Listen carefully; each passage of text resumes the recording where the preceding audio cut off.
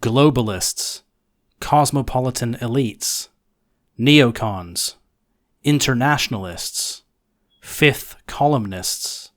I'm sure you're aware of these expressions, and that there is no conspiracy. They do exist. But who are they? And where did they come from?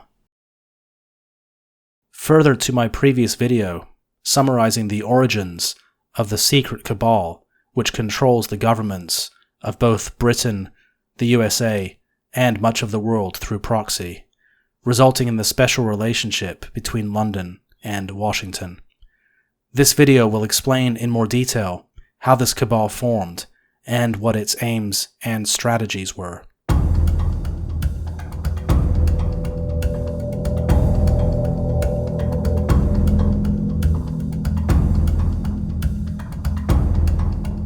At the end of the 19th century, a small group of very powerful men established a secret coterie for the purpose of bringing the entire world under the control of the British Empire. This was the beginning of modern globalism as we know it today. It all began in 1891 with the formation of the Round Table movement led by diamond magnate imperialist Cecil Rhodes.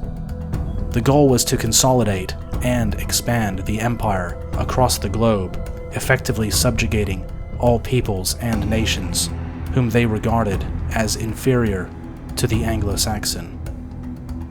The British Empire, as vast as it was, still lacked control over most of the planet.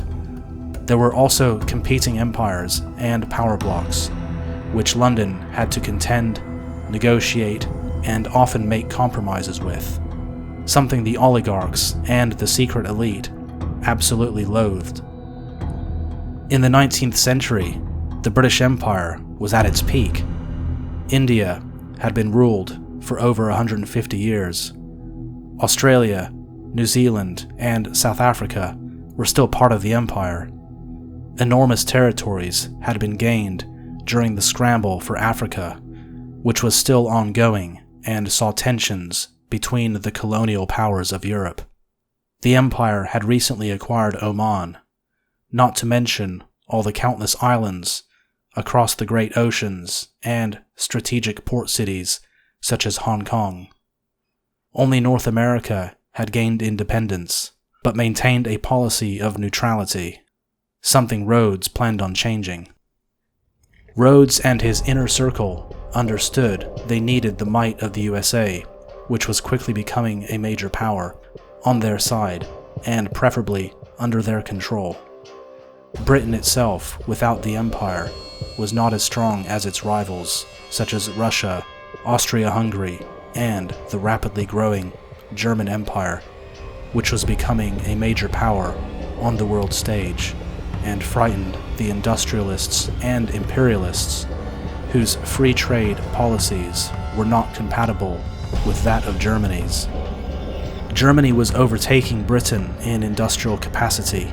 It had a much larger military and significant overseas colonies.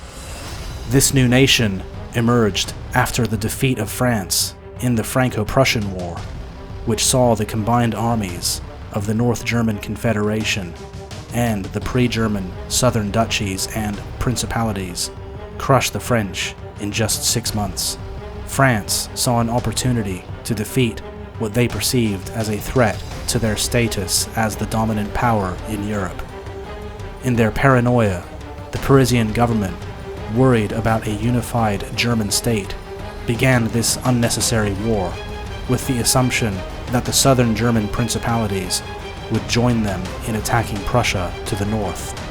However, it had the complete opposite effect, and only accelerated German unification and France's own demise.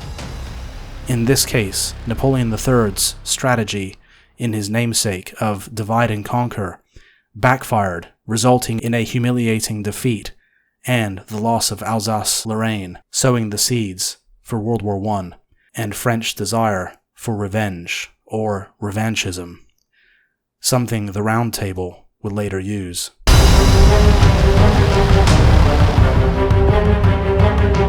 In their vision for a new world order, Rhodes and his elite saw no place for competition from rival power blocks.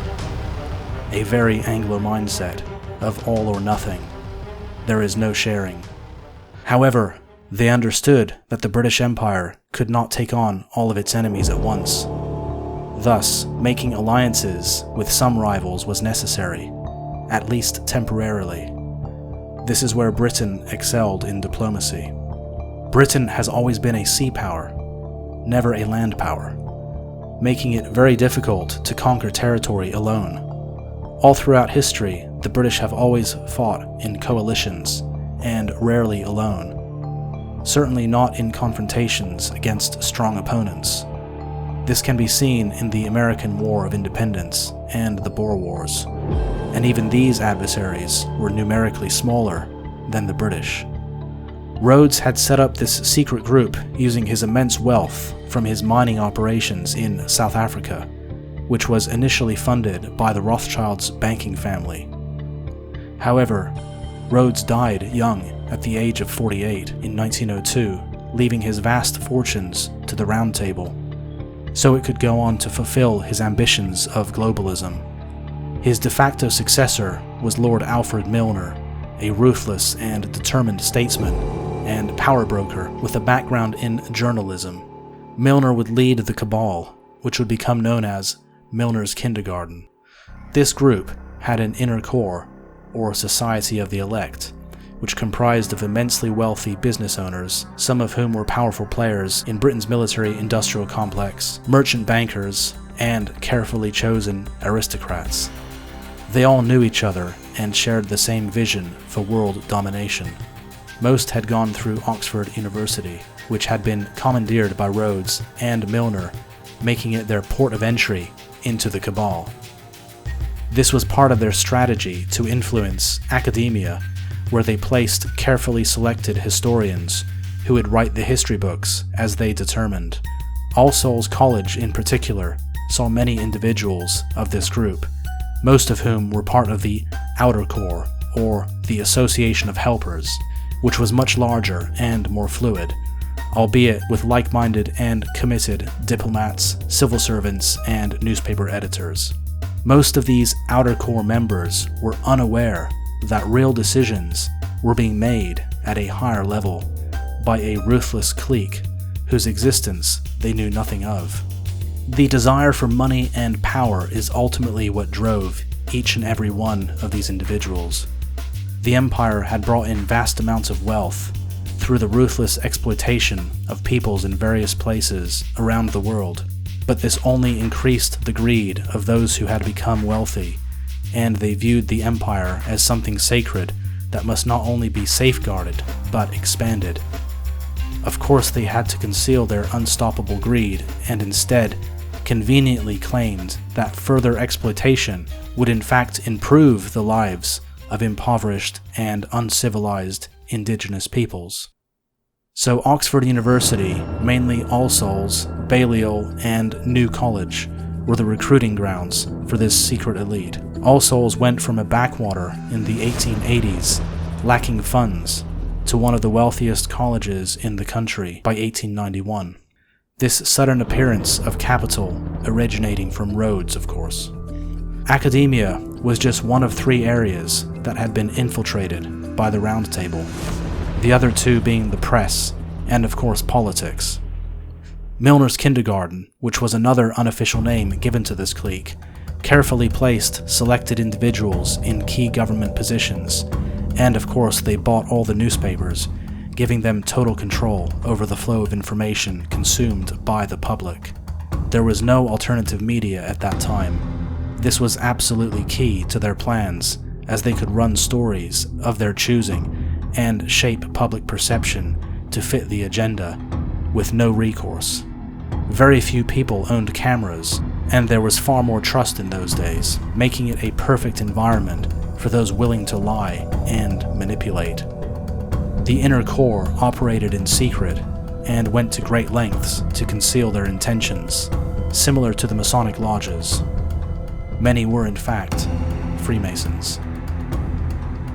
This secret elite continues to this day and still controls the visible government that the majority of the population still regard as the ruling class, blissfully unaware that real decisions and policy are being made higher up by shadowy figures that form the deep state or the fifth column, and who enjoy zero accountability.